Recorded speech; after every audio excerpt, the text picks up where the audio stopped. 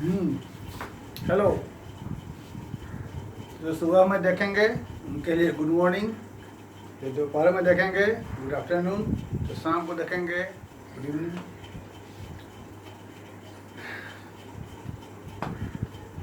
Lockdown के कारण online class लेना पड़ रहा है। आप लोग लीजिए क्लास, देखिए, समझिए, फ़ायदा उठाइए। 12 का स्टार्ट कर रहे हैं। जहाँ नहीं समझ में आएगा उसको कमेंट में लिख के भेजेंगे, उसको फिर समझाने की हम कोशिश करेंगे। किताब एक बार एनसीईआरटी ले लेंगे, एनसीईआरटी एग्जाम्पलर ले लेंगे, उसके साथ रेफरेंस बुक में आर एस अग्रवाल हो या केसी सिन्हा हो या आर डी शर्मा हो, पहले इसमें से कोई ले लेंगे। इसके अलावा जो मन हो सो अपना कंपटीशन के लिए बाकी बात है, पहले इसको देख लेंगे। ये हो गई। तो 12 का जो हमें टॉपिक पढ़ना है, पहले उस टॉपिक के बारे में हम लोग जान लेते हैं। हाँ, एक बात, एक सेपरेट कॉपी रखेंगे जिसमें सिर्फ हम लोग थ्योरी देखेंगे। जैसे हम जो समझाएंगे उसका चाहे तो एक अलग नोट्स बना सकते हैं, लेकिन नोट्स एक सेपरेट कॉपी में रहना चाहिए।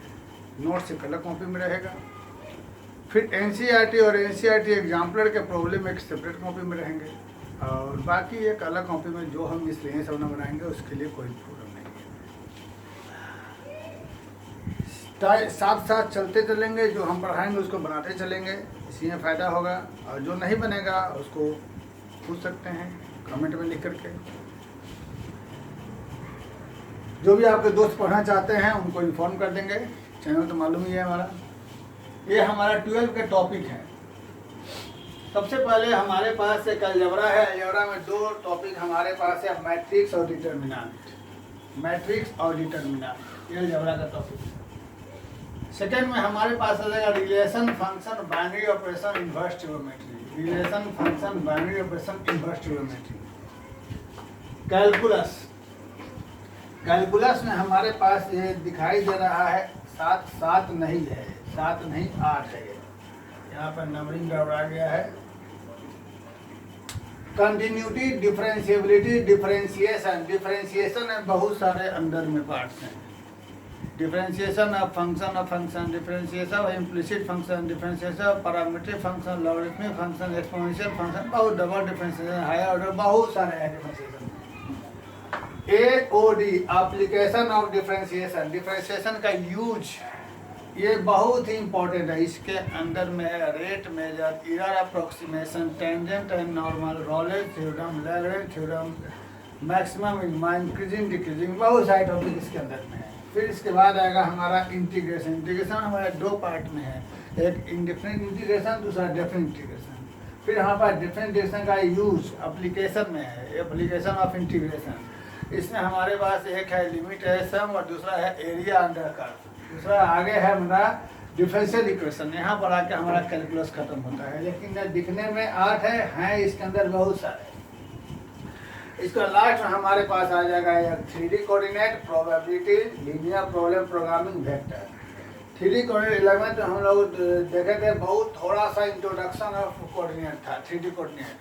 प्रोबेबिलिटी 11 में भी थोड़ा ही सा था, 12 में ज़्यादा प्रोबेबिलिटी है। लीनियर प्रॉब्लम प्रोग्रामिंग ये हमारा 11 का एक टॉपिक था, जिसमें हम लोग पढ़े थे लीनियर इनइक्वालिटी, उसमें ग्राफ था, उसका इस्तेमाल कर यहाँ पर बनेंगे। और वेक्टर तो आप लोग सब लोग फिजिक्स में पढ़े हुए हैं, फिर भी हम पढ़ाएंगे वेक्टर।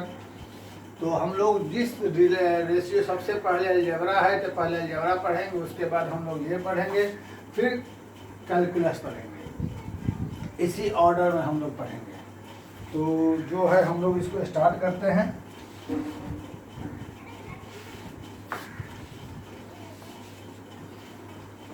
सबसे पहले मैट्रिक्स से स्टार्ट करते हैं। ध्यान रहे, जो हम पढ़ाएंगे उसको देखिएगा और पॉज करके नोट्स बना लीजिएगा। वीडियो पॉज करके नोट्स अपना बना लेंगे। अगर कुछ प्रॉब्लम हो तो उसको जरूर लिख के भेजेंगे, उस प्रॉब्लम को दूर करने की कोशिश की जाएगी। Matrices,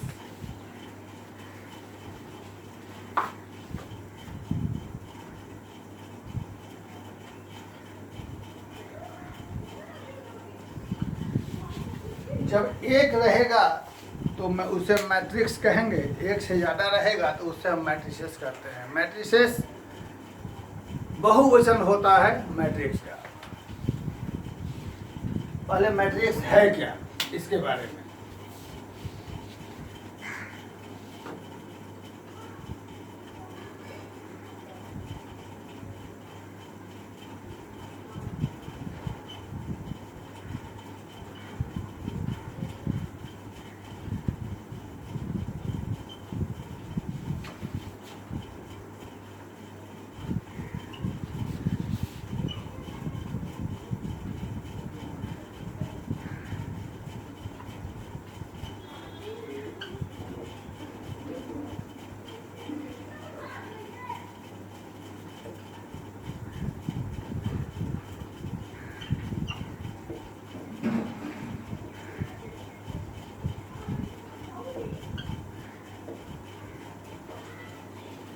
complex number, real number, तो रियल नंबर भी बोलते हैं लोग, लेकिन कहीं कहीं मैट्रिक्स के अंदर में इमेजिनरी नंबर भी रहता है, इसीलिए हम लोग इसको कॉम्प्लेक्स नंबर बोल देते हैं। तो कॉम्प्लेक्स नंबर में दुनिया का सारा नंबर शामिल जो हम लोग पढ़ चुके हैं। If complex number are arranged in the form of horizontal and vertical line, then arrangement is called matrix. Matrix is denoted by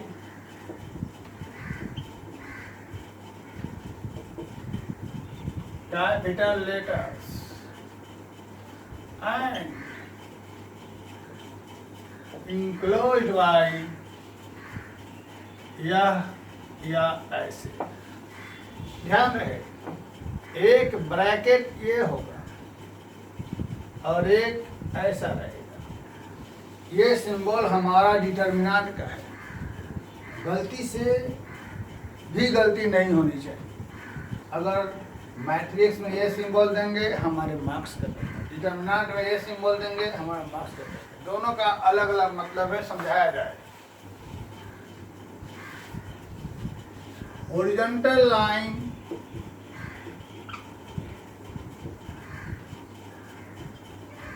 are called row and vertical lines are called columns. Number of row into number of columns कहलाएगा हमारा order of matrix. देखो, सबसे पहले हम लोग matrix को capital letter से denote करेंगे, यहाँ लिख दिया है हमने। और मैट्रिक्स के अंदर के एलिमेंट को हम लोग मैट्रिक्स को इस तरीके से रिप्रेजेंट करेंगे ब्रैकेट में। Matrix denoted by capital letter और ये ब्रैकेट से इनक्लोज करेंगे। इसके अंदर में जो लिखा जाएगा वो सब कहलाएगा एलिमेंट ऑफ मैट्रिक्स।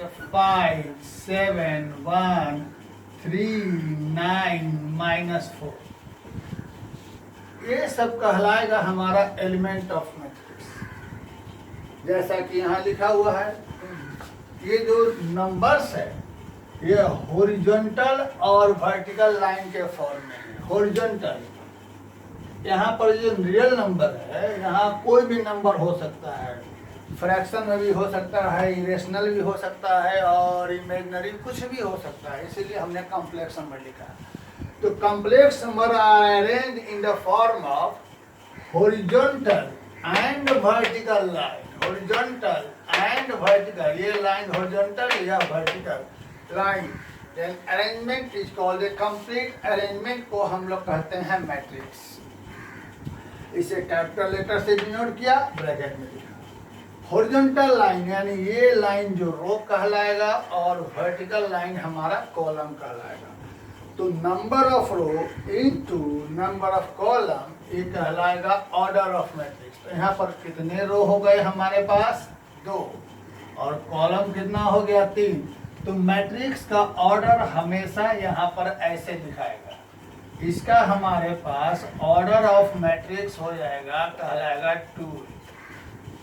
ध्यान रहे हम लोग इसको कभी भी 6 नहीं बोले, क्योंकि 6 बोलने पर हो सकता है कि यह ऐसे भी हो जाए।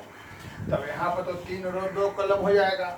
पहला वाला हमेशा रो को रिप्रेजेंट करेगा, बाद वाला हमेशा कॉलम को। यही है, क्योंकि अगर हम पहले किसी को करते, हो सकता है कि किसी ने पहले रो को किया, किसी ने पहले कॉलम को किया, किसी ने पहले कॉलम किया, दूसरे ने पहले रो किया, तो किसको सही मानेंगे? तो एक स्टैंडर्ड लेके सब जगह चला गया है, वो हमेशा पहले रो को लिया गया है, बाद में कॉलम को लिया गया है।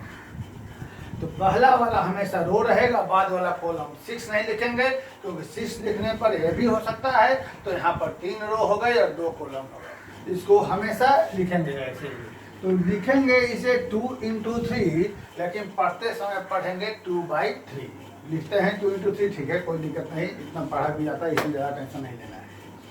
अब यहाँ पर ये ऑर्डर हो गया। तो हम लोग यहाँ देख रहे हैं कि ये सब जो हमारे पास हो रहा है 5, 7, 1, 3, 9 - 4, ये सब कहलाएगा are called elements of matrix. Matrix के एलिमेंट कहलाएगा। तो हम लोगों ने देखा कि इसमें नंबर ऑफ एलिमेंट्स हमारे पास कितने हो गए? 1, 2, 3, 4, 5, 6, यानी 6।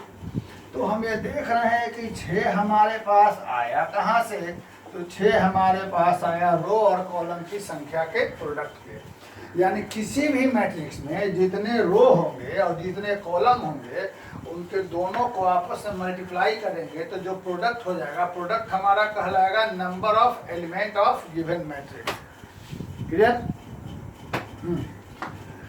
नंबर ऑफ रो, फिर से एक बार कहा जा रहा है कि मैट्रिक्स को रिप्रेजेंट करते हैं कैपिटल लेटर से, और उसे एक ब्रैकेट में इंक्लोज करते हैं। इसके अंदर में कोई भी नंबर रख सकते हैं, चाहे वो रियल नंबर हो, रियल नंबर में सारे नंबर शामिल हो गए, चाहे इमेजिनरी हो, इसलिए हम इसको कॉम्प्लेक्स नंबर कहते हैं। कॉम्प्लेक्स नंबर को जब एक हॉरिजॉन्टल और वर्टिकल लाइन में अरेंज कर देते हैं, तो इसी अरेंजमेंट को हम लोग कहते हैं मैट्रिक्स।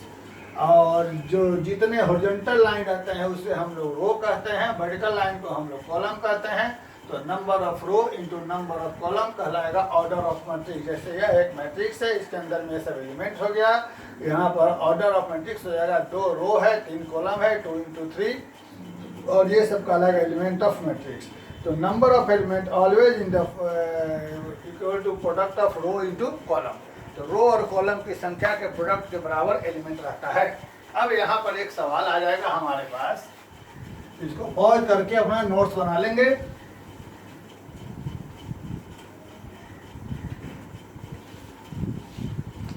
ऐसे एक सवाल हमारे पास आ जाएगा,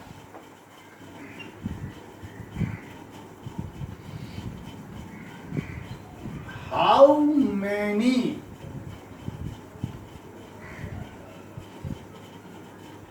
order of matrix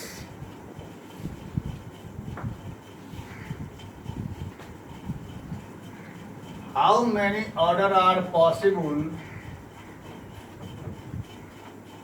if number of elements in any matrix is 24, 17। तो जैसे समझते हैं हम लोग यहाँ पर, जैसे कि एक हमारे पास मैट्रिक्स रहा, जिसमें हमने मान लिया x, y, z, w, हमारे पास 4 एलिमेंट हैं। तो इसका फिलहाल ऑर्डर हमारे पास ही है। तो इसी चारों एलिमेंट को हम लोग ऐसे भी लिख सकते हैं, इसका ऑर्डर यह हो जाएगा। इसी चारों एलिमेंट को हम लोग ऐसे भी लिख सकते हैं। तो इसका ऑर्डर यहाँ एक रो रहा और कॉलम रह गए 4, तो 1 इंटू 4। यहाँ रो रह गया हमारे पास 4 और कॉलम रह गया 8। तो इसका तो जिसमें 4 एलिमेंट हैं उसका ऑर्डर क्या रहा, 2 इंटू 2, 1 इंटू 4 और 4 इंटू 1, यानी 3 तरह के ऑर्डर हुए। जिस मैट्रिक्स में 4 एलिमेंट रहेंगे, इस मैट्रिक्स को हम लोग 3 तरीके से अरेंज कर सकते हैं। तो यह कैसे क्या क्या हुआ, यह चूंकि रो और कॉलम की संख्या हमेशा एक नेचुरल नंबर के फॉर्म में रहती है, तो वैसा नेचुरल नंबर 2 जिसका प्रोडक्ट हो जाए 4, उतने ऑर्डर संभव हो सकते हैं। तो वह कौन कौन सा नेचुरल नंबर है जिसके प्रोडक्ट हो जाएंगे 4, 2 इंटू 2, 1 इंटू 4, 4 इंटू 1। तो उसी तरह से जिसमें 24 एलिमेंट रहेंगे, वैसा मैट्रिक्स जिसमें 24 एलिमेंट रहेंगे, उसके कितने ऑर्डर संभव हो सकते हैं। स्टार्ट से 1 इंटू 24, इसका reverse 24 into 1, 2 into 12, 12 into 2, 3 into 8, 8 into 3, 4 into 6, 6 into 4।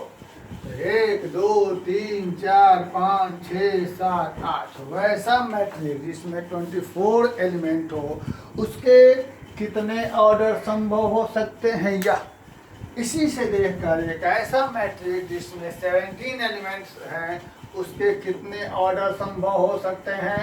1 into 17 और 17 इंटू 1। ये 2 हमारे पास, और कोई ऐसा 2 नेचुरल नंबर नहीं है जिसका प्रोडक्ट रहेगा 17 इसके अलावा, क्योंकि 17 प्राइम नंबर है। तो जिसमें एलिमेंट रहेंगे 17, उसमें हमें 2 ऑर्डर संभव हो सकते हैं। ये हमारे पास रहा। अब इसके बाद हम लोग आगे को बढ़ते हैं नई चीज पर। किताब में देखिए ऐसा शुरू में कुछ क्वेश्चन होगा, फिलहाल अभी आगे देखते हैं। देखा जाए, एक हम लोग स्टैंडर्ड केस में मैट्रिक्स देखेंगे।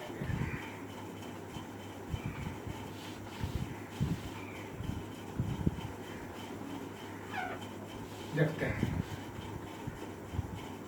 यहां पर एलिमेंट लिखते हैं A11,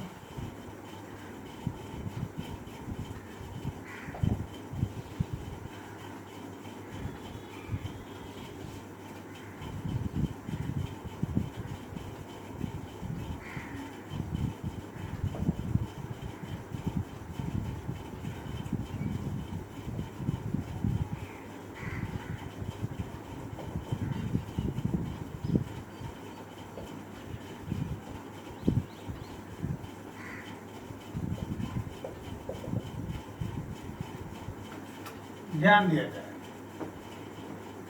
इसे हम लोग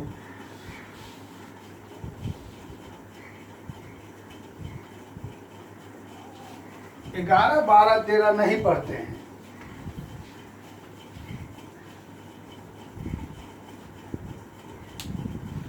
इसे हम लोग 11 12 13 नहीं पढ़ते हैं, 21 22 23 नहीं पढ़ते हैं। इससे हम लोग पढ़ेंगे A11, A12, A13, A21। A11 जो है ये हमारा पोजीशन है। 1 1 first row first column, 1 2 first row second column, 1 3 first row third column, 1 first row and column, 2 1 second row first column, 2 2 second row second column, 2 3 second row third second row, third row first, third row second, mth row first column, mth row second. तो total यहाँ पर रो हो गया m और column हो गया n, तो इसका ऑर्डर हो गया हमारे पास m इंटू n। अब हम लोग इसका सही डेफिनेशन ऐसे लिखते हैं, late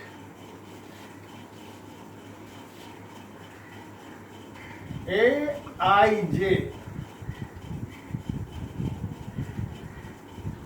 m into a is element of matrix A of order where I and J denote position of row and column of element in matrix। देखा जाए, जैसे हम लोग एक मैट्रिक्स यहाँ ले लिए,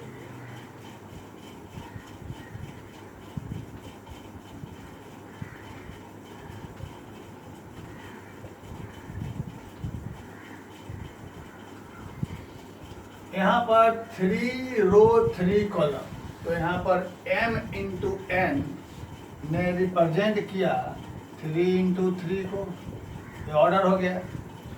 और ये आई जे ये पोजीशन बताता है। जैसे यहाँ पर अगर कहें A12, I का मतलब 1, J का मतलब 2, तो ये जो है I एलिमेंट का हमारे पोजीशन बताता है कि यह कौन से पोजीशन पर है। मतलब 1 2, तो पहले रो दूसरे कॉलम में क्या होगा, तो पहला रो दूसरा कॉलम में हमारे पास 7 है, वैसे ही यहाँ आ जाएगा 3 3।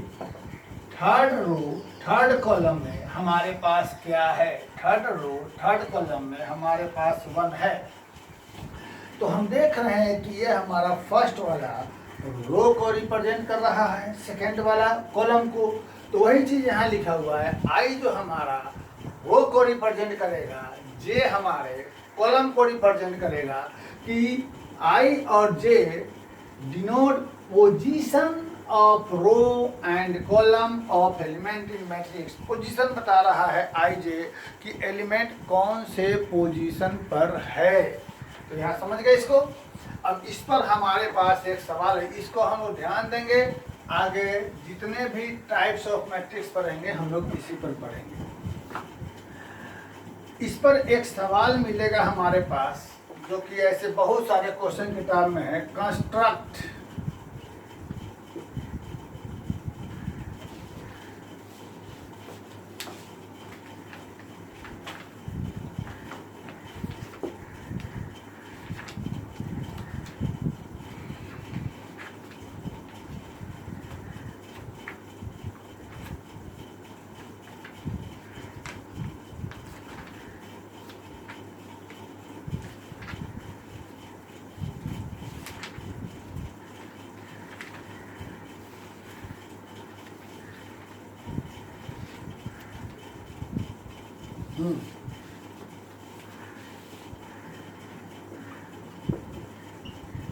construct a 3 into 2 matrix whose element is Aij बराबर 2i माइनस जे का होल स्क्वायर बाई 3। ये बात रही। देखा जाए,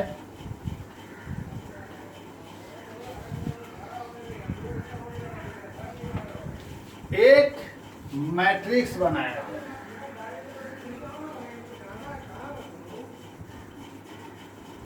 जिसके हम देख रहे हैं ऑर्डर है 3 into 2,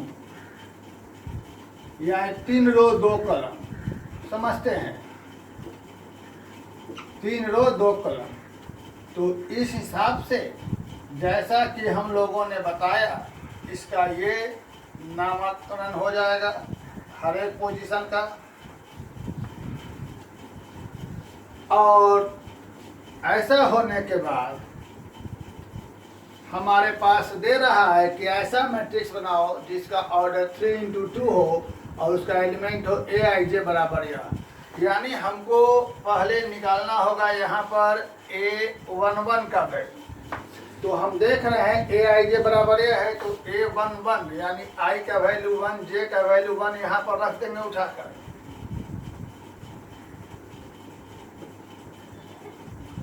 A12 आई का वैल्यू 1, जे का वैल्यू 2 उठाकर यहाँ रख देंगे। आई का वैल्यू 1, जे का वैल्यू 2। A13 आई का वैल्यू 1, जे का वैल्यू 3।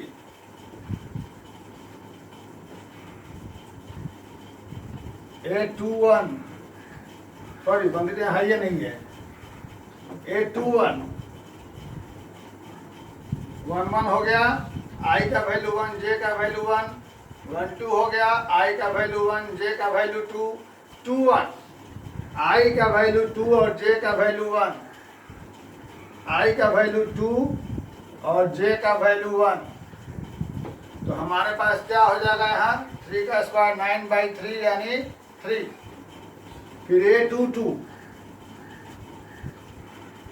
2 यानी 4 - 2 का स्क्वायर बाई 3 यानी हमारे पास हो जाएगा 4/9। अब आ जाएगा हमारे पास A31 आई की जगह 3 और जे की जगह 1, तो क्या हो जाएगा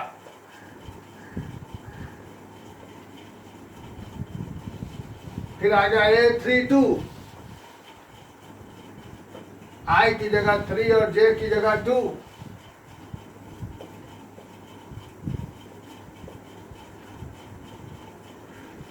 और इन सभी को गिवन मैट्रिक्स में अरेंज कर देंगे। A11 का वैल्यू A12, A21